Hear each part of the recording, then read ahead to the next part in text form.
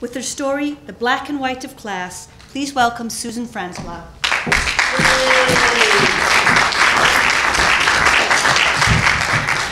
Each one of us sees the world through our own experiences.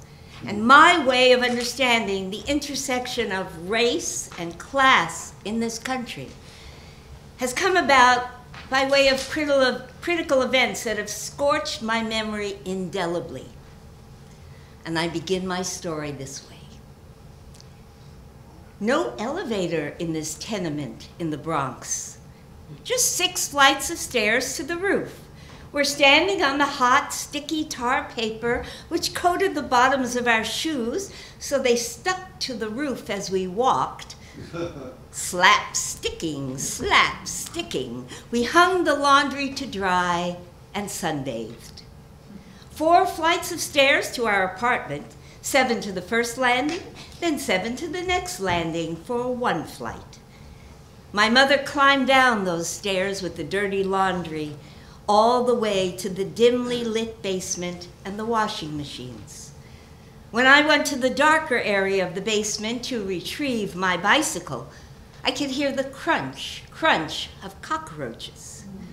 Up 4 flights with the clean, wet laundry, and then 2 more to the roof.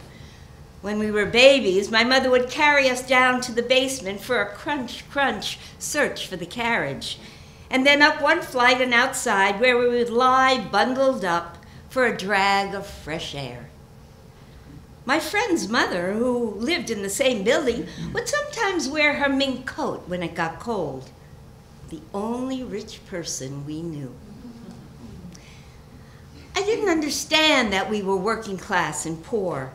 I thought it was out of meanness that my mother would only buy me 1 skirt, 1 hair ribbon, 1 pair of shoes. My crinoline didn't have the starch to make my skirt stick out. It was the cheap version of crinoline slips, brought at Alexander's in the Bronx. What are we, Mom? Are we poor? Low class, my mom said. And it wasn't derisive, it was what she believed we had to escape from. She wanted more. My father's job was to paint the Empire State Building from the bottom to the top, and the top to the bottom, with green lead-based oil paint. But it was a union job, and my father was a union man. My father got not 1 drop of paint on his clothes or his hands. He was proud of that. But the lead knew secret places in his body where it could hide and do the ultimate damage way down the road, so that the lead paint and the cancer my father died from seemed unconnected somehow. My mother's job was us.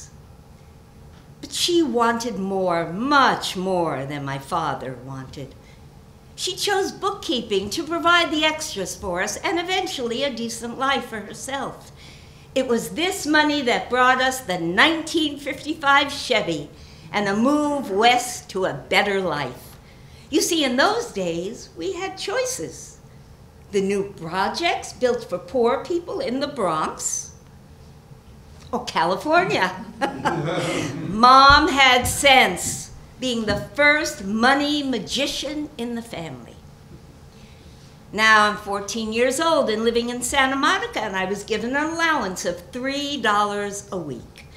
It might have seemed a lot in 1956, but $3 had to do complex tricks to provide clothes and gifts and anything else I might have needed or wanted, movies, a soda, hot dogs with friends. I learned to squeeze that $3. I'm a money magician.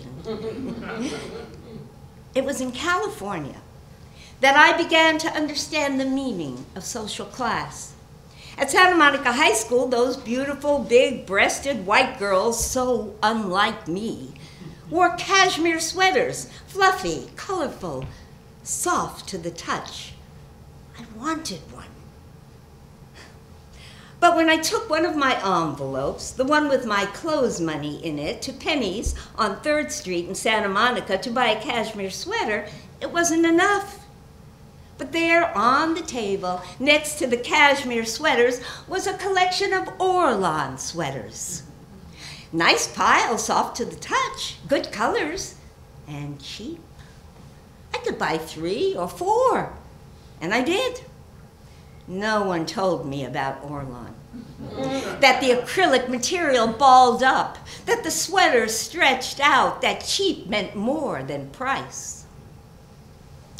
I wore those Orlan sweaters, forever pulling balls of Orlan piled from them, combing them with a comb, hoping no one would notice. After a few months, they became unwearable, and I learned my first bitter lesson about social class and clothes. Unfortunately, it was a lesson I had to learn again. The next time, it took. I made it through high school by joining Glee Club and theater. Nothing like starring in the senior play, The Boyfriend, with my own boyfriend, Joel, playing my love interest to make me immune to social class memes. It didn't matter what I wore. To act was class itself. It was the next incident, stuck in my memory forever, that reawakened me to the power of class. It was just after I married the rabbi. We were moving to 1964 San Francisco. Marty was to be an assistant rabbi at the biggest conservative synagogue right there in the Fillmore district, 2 years short of the Haight-Ashbury explosion, 1966. I needed clothes, especially for the upcoming dinner at the rabbi's house. The rabbi's wife was a Zellerbach, rich, rich, rich. Money made from toilet paper, as I cynically remember.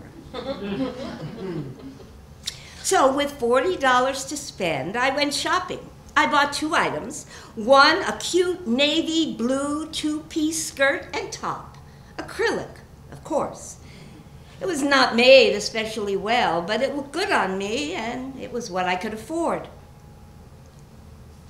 I was not prepared for the opulence, the ostentation, the elegance, not only of the house, but of the rabbi's wife. She was thin, dressed in elegant white. She seemed to glide 2 inches above the thick, pure white carpet. I was not prepared for feeling shabby and fat in my acrylic blue with threads needing to be cut off. And as I stared at my skirt, it looked stained. More threads seemed to appear out of nowhere, needing to be trimmed. My stomach seemed to bulge out, making the skirt feel even more skimpy. Then we sat down to dinner. The rabbi's wife sat at the head of the table and placed her thumb and forefinger around the handle of a small bell, which she proceeded to ring. The door behind her opened, and out stepped a black woman carrying a large tray of food. She was wearing a black outfit and a white apron and had a small white hat-like thing on her very dark black hair. She was a study in the contrast of values, the values of black and white, which was exactly what I was feeling at the moment. The black woman and me in that house. Me sitting at the table, she serving. It felt odd. As the black woman began to pass around the food, I noticed that no one was paying attention to her. Well, just enough to take the food off her platter. But I was riveted by the scene. After being dismissed by the white woman in white, the black woman closed the door behind her, and I was left alone, feeling ragged and unkempt. Some urge was churning inside of me. I could feel it in my head. I could feel it in my throat. I could feel it in my legs. I could feel it growing stronger in me. And I began to feel even more distance from the people at the table. I will never understand why I did what I did next. It didn't come from contemplation, no. It came directly from the wordless churning of my body. Scraping the chair back, I stood up and fled up the stairs into the closest bathroom, where I locked the door and sat fully clothed on the toilet, weeping uncontrollably. Of course they wanted me out of there. Maybe they were afraid I might do something rash. I don't know, like take a bath. But I wasn't ready. So they left me in my state of desperate unease. From the time I returned to the fold to the time that we left, no one said anything or asked anything. On the ride home, Marty neither said nor asked anything. The non-event they wanted it to be. But for me, it was something else, a lesson in contrast. White against black, dominance against subservience, power versus powerlessness. And where did I sit at that table? I was with the black woman, in her body, helping her carry that tray, feeling that inequality, almost knowing that place. I didn't want to be like the rabbi's wife giving orders to the black woman. I wanted to be as far away from that as I could be.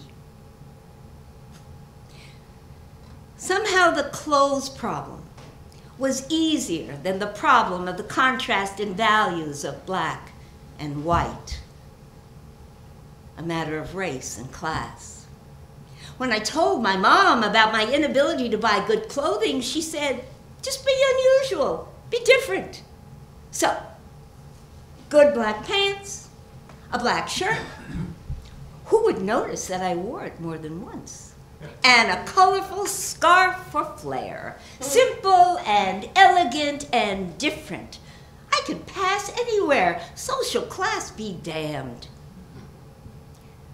Well, creating an image is easy. It demands only lip service to the challenge of inequality.